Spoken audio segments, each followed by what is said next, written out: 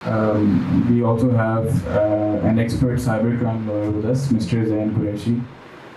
Mr. Zain, can you tell us how the introduction of the PECA Act or the PECA Act itself, how does it address cybercrimes in Pakistan? Can you tell us about a few important key provisions in the Act?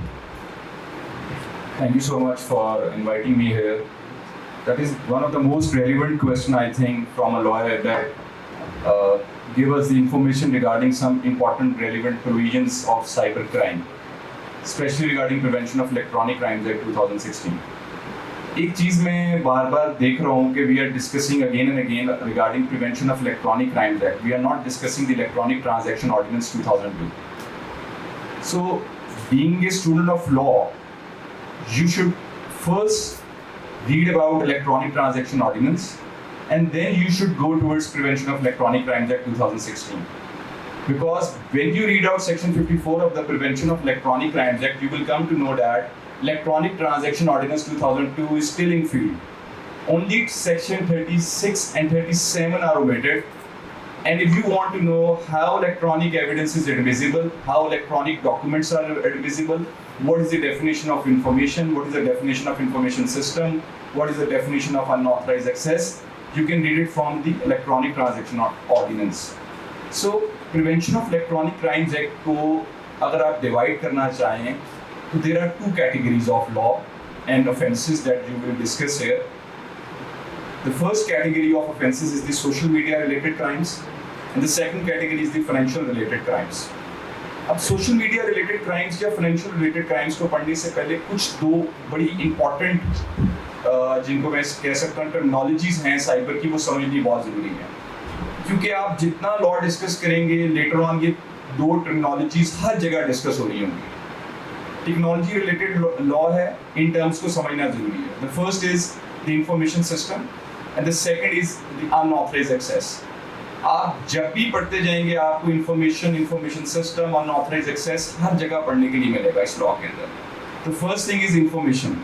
आसान लफ्ज़ों में बताऊंगा information क्या होती है. Information कोई भी एक टेक्स्ट हो सकता है, कोई भी मैसेज हो सकती है, कोई वॉइस हो सकता है, कोई ऑडियो हो सकती है, कोई पिक्चर हो सकती है, कोई इमेज हो सकता है, कोई भी डाटा हो सकता है, कोई कंप्यूटर प्रोग्राम हो सकता है.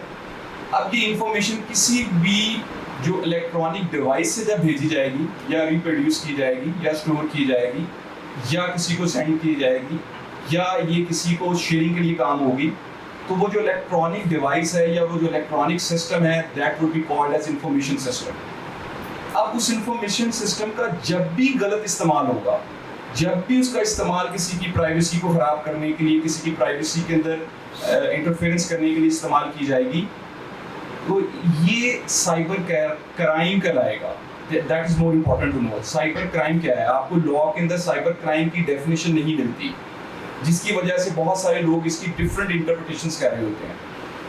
Being a law student, being a lawyer, being a law practitioner in the field of cyber laws, मैंने इसकी अभी तक जो डेफिनेशन जो मेरी अंडरस्टैंडिंग में आई है, that is the unauthorised access to the information system. Although the information technology act of India defines its definition, defines the definition of hacking, but in PICA, in ETO, you did not find this definition, which relates to the interpretation of cybercrime.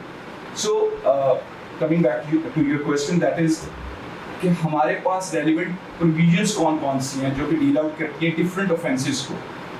देखिए, सबसे पहले है social media related crimes and the second category is the financial related crimes.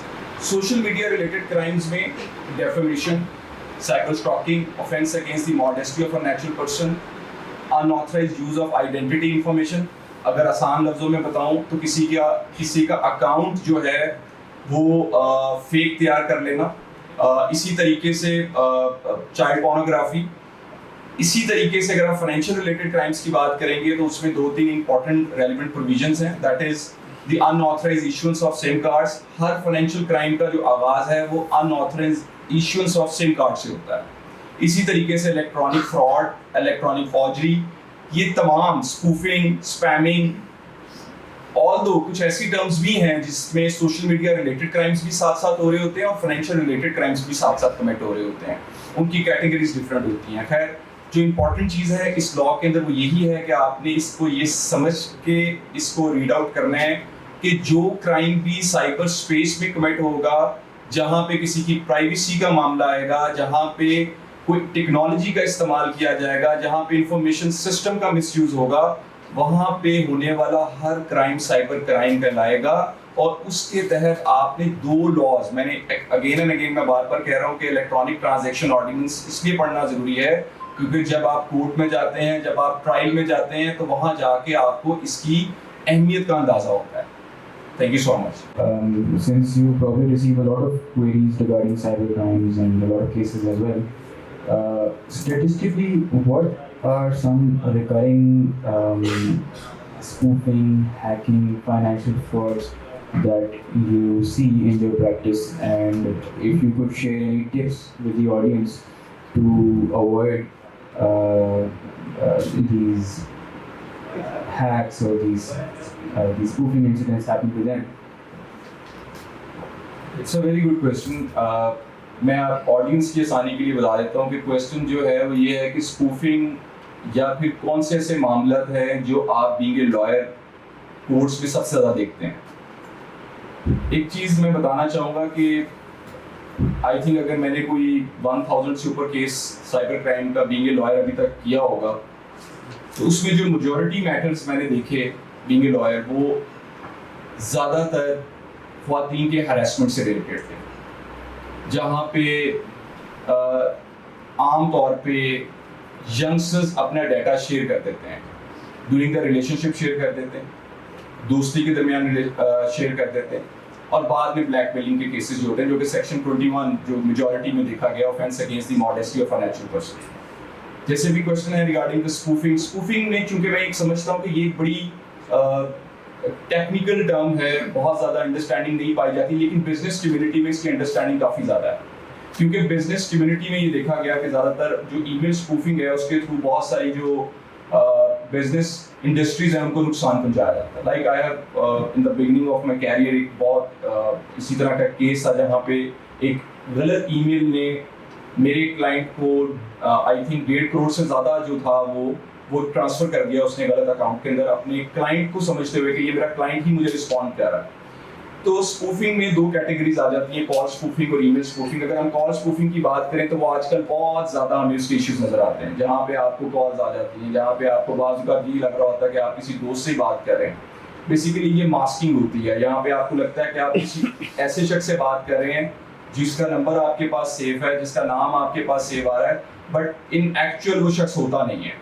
اسی طریقے سے اگر ہم بات کرتے ہیں ریگارڈنگ دی جو زیادہ جو کیسز ہوتے ہیں اور جو دیکھنے کو ملتے ہیں وہ بیسیکلی فائنینشیل فراڈس کے بھی ہوتے ہیں, جہاں پہ یہ بہت سارے جو لوگوں کے ساتھ فائنینشیل کرائمس کمٹ ہو جاتے ہیں, آپ کے اکاؤنٹ سے پیسے چلے جاتے ہیں یا پھر آپ کو ٹریپ کر لیا جاتا ہے. بیسیکلی اس طرح کے میٹرز کے اندر 2 ہی چیز ہوتے ہیں جہاں جو ایموشنز ہوتے ہیں جن کا آپ کے پر اثر ہوتا ہے.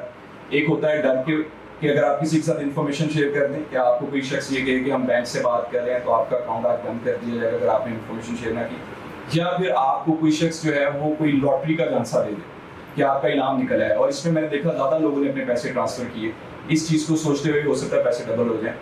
تو اس میں 2 چیزوں میں سمجھتا ہوں کہ کیسز کی جو تعداد زیادہ ہے, جہاں پہ سوشل میڈیا ریلیٹڈ کرائمز, جہاں پہ لوگوں کو ڈیفیم کر دیتے ہیں, سوشل میڈیا پہ ان کے خلاف فالس انفارمیشن لگا دیتے ہیں, یا پھر آبجیکشنیبل مٹیریل لگا دیا جاتا ہے. اس میں جیسے بھی آپ کے لاسٹ بس میں اس میں بات کروں گا اویئرنیس کے حوالے سے. دیکھیں سائبر کرائم میں نے جتنا ابھی تک میری انڈرسٹینڈنگ ہے یا جتنا میں نے اس کو سمجھنے کی کوشش کی پچھلے چند ایک سالوں میں, تو مجھے ایک بات سمجھ آئی کہ سائبر کرائم میں سیلف اویئرنیس کا جو ٹاپک ہے وہ تمام چیزوں کو کور کر دیتا ہے اگر آپ صرف سیلف اویئرنیس کے اوپر ہی اپنے آپ کو ریسٹرکٹ کر لیں. سیلف اویئرنیس کیا ہے؟ آپ کو کوئی شخص کال کرے, آپ کسی کو کوئی میسج اپنا شیئر نہ کریں, کوئی کوڈ شیئر نہ کریں, کسی کے ساتھ کوئی امیج شیئر نہ کریں, کسی کے ساتھ کوئی ویڈیو شیئر نہ کریں, کسی پہ ٹرسٹ نہ کریں. آن لائن سائبر اسپیس کے اندر آپ اپنے آپ کو ریسٹرکٹ کریں to the extent of the people you know them, you know in reality, اور ان لوگوں کو ایڈ مت کریں جن لوگوں کو آپ نے کبھی زندگی میں ملے نہیں ہیں, جن کو آپ جانتے نہیں ہیں. ایک میں چھوٹی سی مثال دیتا ہوتا ہوں اپنے ہر ایک لیکچر میں. ابھی ایک شخص اگر یہاں پہ آ جاتا ہے اور وہ آ کے آپ میں سے کسی شخص سے آ کے بات بھی کرنا چاہے گا, تو کوئی بات آپ سے ڈسکس بھی کرنا چاہے گا, تو آپ اپنے آپ کو زیادہ جو ہے کمفرٹیبل لیول پہ جا کے اس کے ساتھ گفتگو نہیں کریں گے. لیکن آن دا سائبر اسپیس یہ دیکھا گیا, آن دا سوشل میڈیا یہ دیکھا گیا کہ لوگ بہت جلدی ٹرسٹ کر لیتے ہیں اسٹرینجرس کے اوپر, بہت جلدی ان کے ساتھ دوستیاں کر لیتے ہیں, اور اسی میں ہوتا یہ ہے کہ اب آپ کو یہ بھی نہیں پتا ہوتا کہ دوسرے اینڈ پہ جو جینڈر ہے وہ کیا ہے, اور آپ اپنا جو ہے وہ 2-3 سال کی پلاننگ اس کے ساتھ کر کے اس کے ساتھ ڈیٹا بھی شیئر کر لیتے ہیں. تو یہ میں سمجھتا ہوں کہ اس قسم کے جو کرائم ہیں اس میں سیلف اویئرنیس کا جو ٹاپک ہے جب تک وہ ڈسکس نہیں ہوگا تب تک آپ سائبر کرائم کو اگر آپ کہیں گے نا کہ کنٹرول کر لیا جائے تب تک وہ پاسبل نہیں ہے.